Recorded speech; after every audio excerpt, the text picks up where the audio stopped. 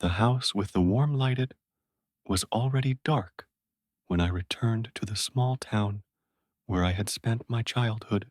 The air carried the faint scent of rain and burning firewood from someone's kitchen. The road was quiet, lined with trees that whispered softly in the night wind. Everything seemed smaller than I remembered. The streets, the houses, even the sky. I walked without a destination until I reached the end of the street.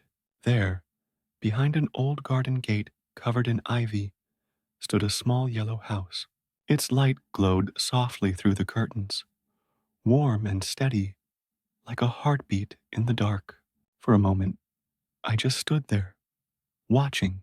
That light had always been there, a familiar mark in my childhood nights, the kind of thing you never really forget. It was Mrs. Lon's house. She used to live there alone after her husband passed away. As a child, I would often stop by after school. She would give me cookies, tell me stories, and sometimes let me water her plants. She was one of those people who seemed to carry gentleness in every gesture, as if even her sadness was quiet and kind. I hadn't seen her in over 15 years. I wasn't sure if she still lived there or if someone else had taken her place. But as I stood outside the gate, the curtain moved slightly, and an old woman's face appeared behind the window. She looked at me for a moment, then smiled. It was the same smile, faint but unmistakable. I pushed the gate open. It creaked, just as it used to. The garden smelled of wet earth and old flowers. When she opened the door, she didn't seem surprised at all. "You finally came back," she said softly. I hesitated. "You remember me?" "How could I forget? You used to steal my cookies when you thought I wasn't looking." We both laughed, and suddenly, all the years in between didn't seem so far. She invited me inside. The house was exactly the same. Wooden furniture, polished smooth by time, the old clock ticking gently on the wall, and the faint aroma of jasmine tea. On the shelf were framed photos: her late husband, her daughter who lived abroad, and one old picture of me holding a watering can, grinning awkwardly. "You kept this?" I asked. She nodded. "You were like family. I always hoped one day you'd stop by again." We sat by the window, drinking tea.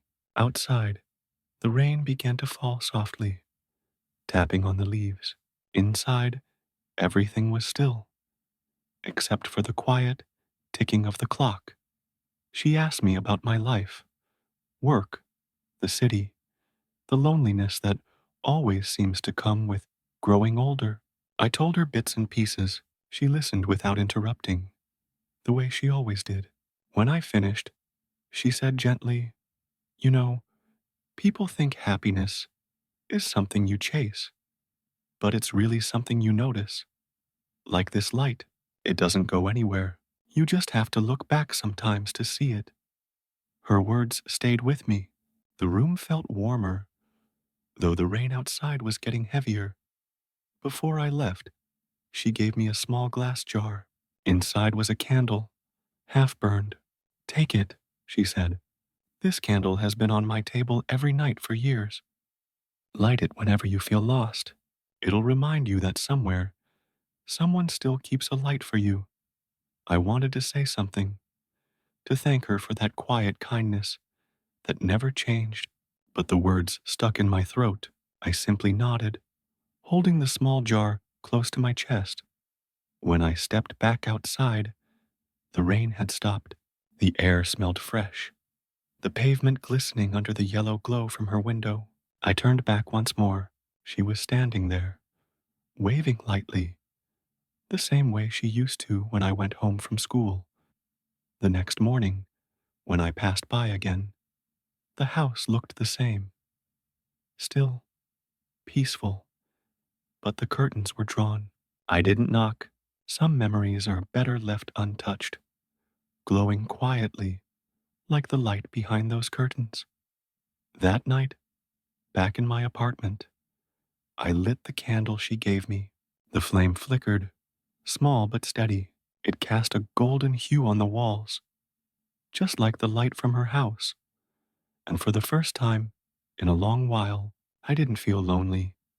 Maybe because I realized somewhere out there, in a quiet, yellow house, someone once kept a light for me.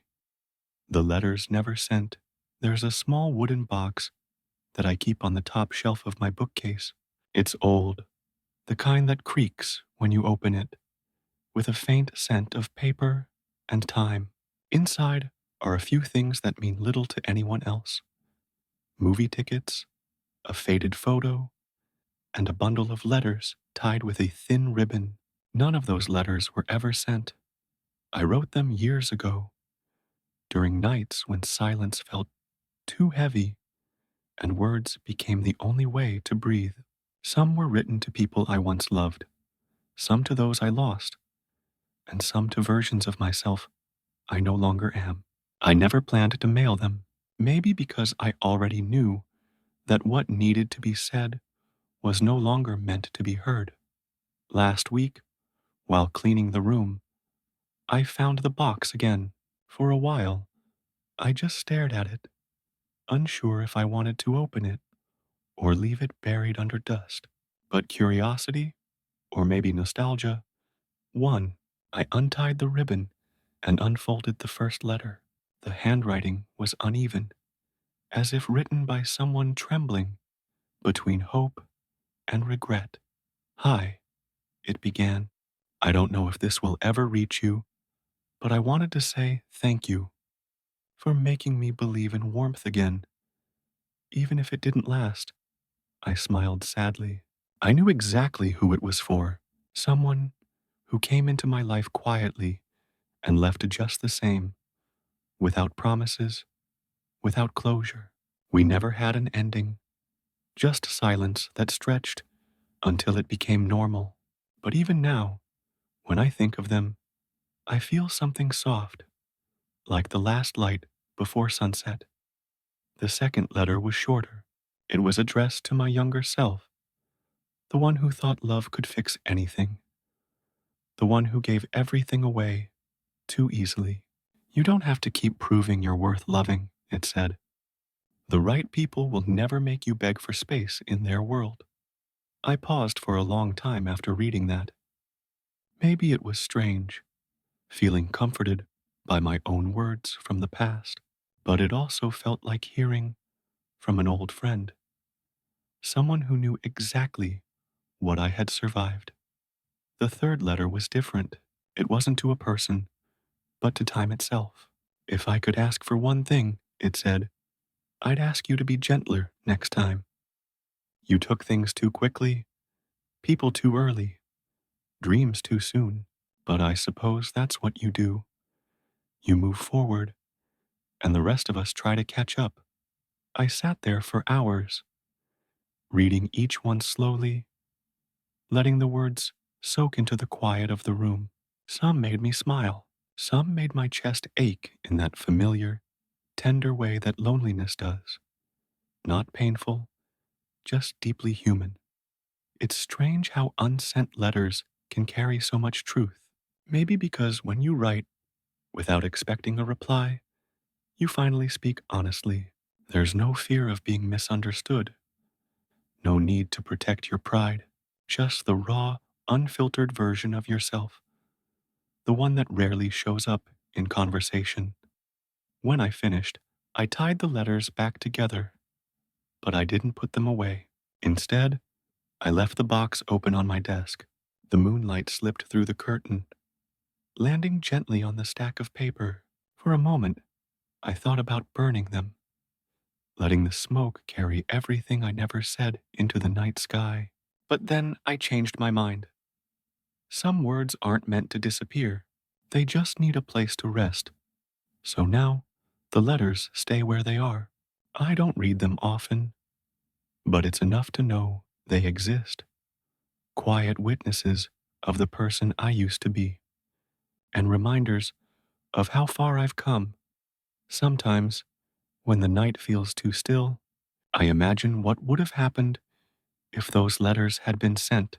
Maybe someone would have smiled, maybe someone would have cried, or maybe they'd have read the first few lines and set them aside, not realizing they were holding a piece of someone's soul. But that's the beauty of things left unsent. They belong entirely to you, untouched, unjudged, unfinished, like a secret between your heart and the silence. Before I went to bed that night, I wrote one more letter, not to anyone, really, just to the world, maybe. It said, I'm still here. I still believe that kindness matters. I still think that even the quietest hearts deserve to be heard. I didn't sign my name. I just folded the paper, placed it on top of the others, and blew out the candle. The room went dark, but the air felt light, as if all those words, unsent and unseen, had finally found a way to breathe.